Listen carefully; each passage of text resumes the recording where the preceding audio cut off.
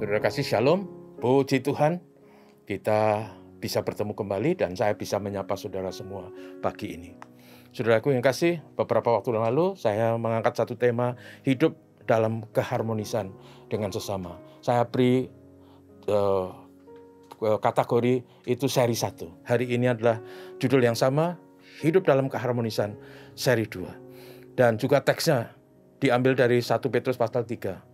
Ayat 9 sampai 13 yang merupakan sambungan dari teks yang kita baca hari-hari sebelumnya.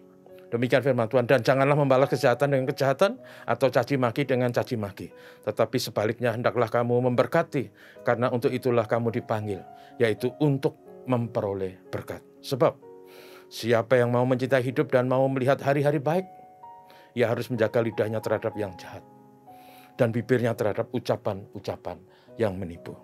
Ia harus menjauhi yang jahat dan melakukan yang baik. Ia harus mencari pendamaian dan berusaha mendapatkannya. Sebab mata Tuhan tertuju kepada orang-orang yang benar dan telinganya kepada permohonan mereka yang minta tolong. Tapi wajah Tuhan menentang orang-orang yang berbuat jahat. Saudara kasih, dalam renungan sebelumnya saya katakan ada 5 kata di sana, yaitu seia, sekata, seperasaan, lalu saling mengasihi, menyayangi, dan yang terakhir rendah hati. Dan kalau itu sudah ada, memang itu sudah menjadi syarat yang cukup memadai.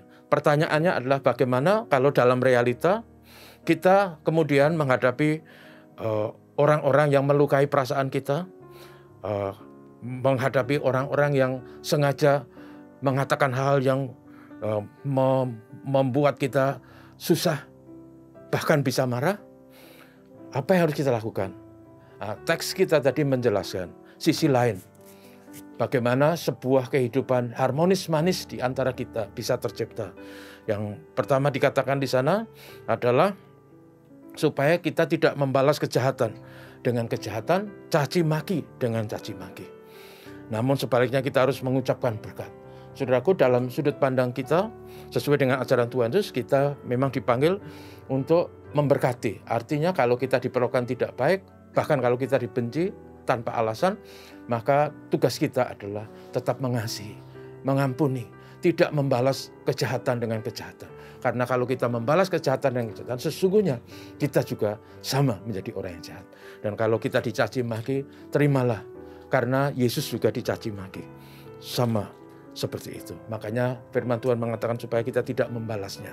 Kemudian yang berikutnya adalah supaya kita ingat bahwa kalau kita ingin hidup dan mencintai hari-hari yang baik yang ada di depan kita, maka firman Tuhan menasihati kita supaya kita hati-hati dalam menggunakan mulut bibir kita.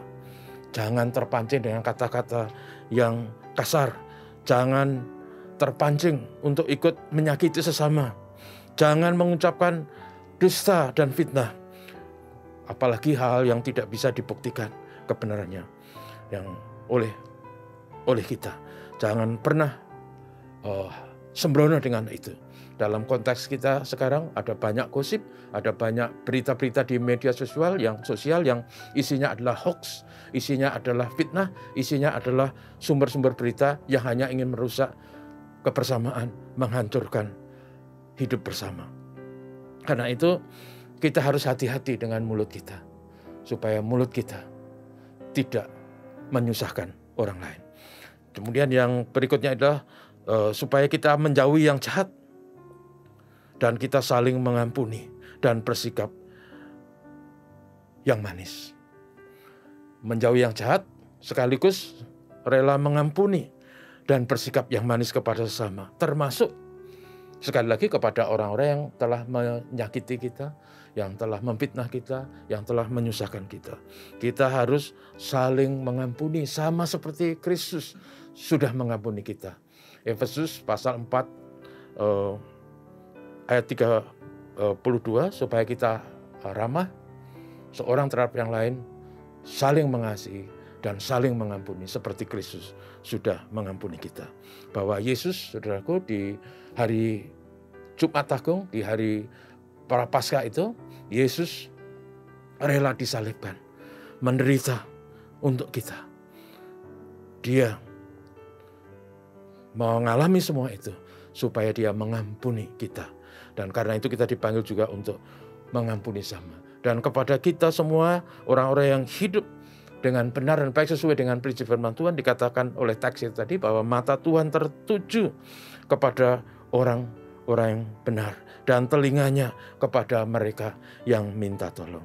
Sangat indah, bersikap mulia, dan membuat Tuhan berkenan kalau kita bisa hidup dalam keharmonisan.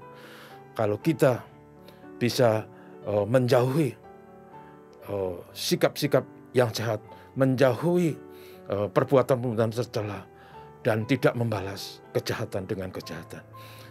Dan sekaligus bisa menjaga mulut bibir kita, supaya dengan demikian kita bisa hidup dalam keharmonisan seperti yang disabdakan oleh Tuhan. Saling menghargai dan hidup bersama dalam suasana harmonis dan manis.